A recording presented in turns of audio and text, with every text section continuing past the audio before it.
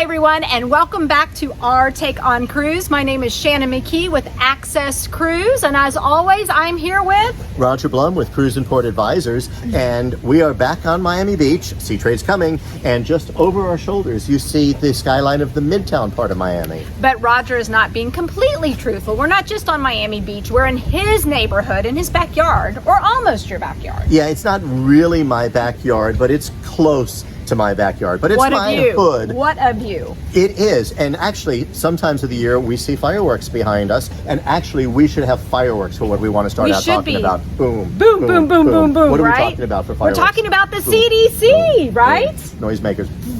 Yes, the CDC has eliminated the risk warnings for cruising. Now that's really, really big news. The cruise industry, big. as we've been talking about, has been working so hard to make sure that their protocols mitigate the risk of cruising in this COVID world we're at. And the CDC acknowledges it. They were, a month ago, we were at a level 4. Yes. 2 weeks ago, we went to level 2, and they've eliminated these risk notices. We have come such a long way. I'm super excited about that. But you know what that does mean, Roger? I hope that a few months back, everybody took our advice. Do you think everybody took our advice and booked a cruise right away?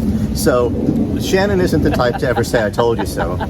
Right. She's saying, I told you so. Because what I read in the papers is the cruise lines are looking at being 100% back at sea with all of their vessels, and the capacities are going up because there's record bookings after what happened, right? That's right. Last week, Carnival and I believe a couple other cruise lines announced record bookings. And this was pretty much right as soon as the CDC made their announcement, people said, okay, let's book our cruises. So if you got in there fast, like Shannon was saying to do, you'd save some money, because I have a feeling prices are going up. Yeah, but that's okay because there's lots of new ships coming on the high seas too. I saw that the Disney Wish has been just left the yard, was sailing down the river. We also had the Princess Discovery the Princess just had its inaugural out of California, and so that's great news. On the other hand, we've been talking before about Crystal and Star and Dream, and those ships and the riverboats and the expedition ships are all going on auction soon. So get your money out, start bidding, but we'll see what happens. Roger, we'll see. Again, you and I like to prognosticate maybe, right? So we're usually wrong, but in any case, maybe one of the big boys will come in and they'll pick up the river fleet, or maybe the expedition fleet, the submarine.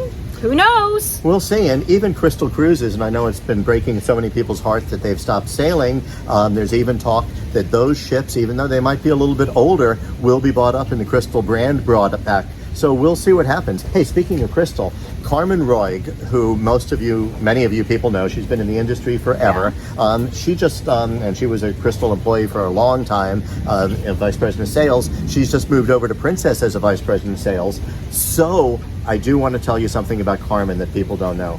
What is that? I've known Carmen a long time. Carmen was actually a Miami Dolphins cheerleader. Ooh. So next time you guys see Carmen, let her know.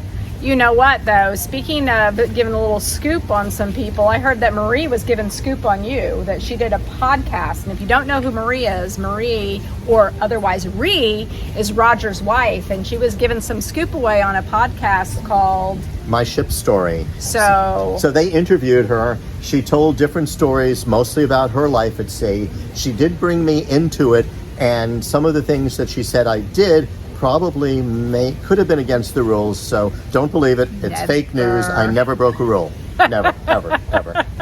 I don't know if I believe that. You know what I do love about the cruise line though, Roger, all the cruise lines really, is the way that they come together and give back to the community when there is a crisis in this world, no matter where it is in the world.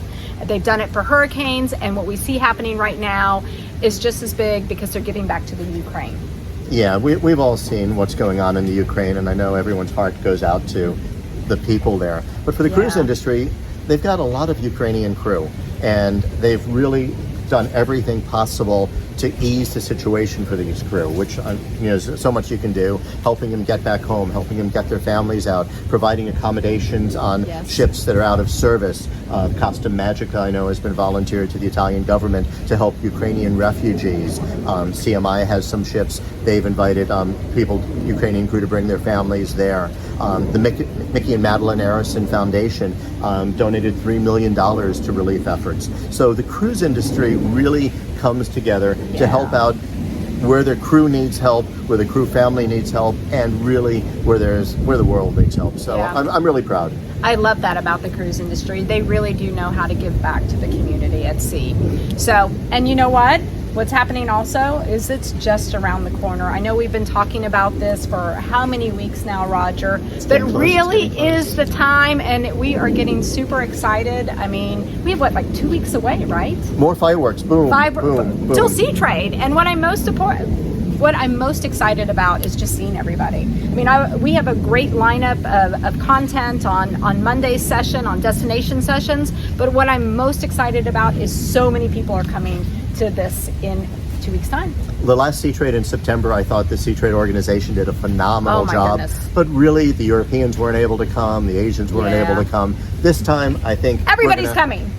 Boom, boom, more fireworks. So we will see you soon. I've got a lot of editing to do now with all those fireworks you're putting in. Boom, boom, boom, boom. And party hats now too, right? Noisemaker. See you soon, everybody. Bye, see you soon. Bye.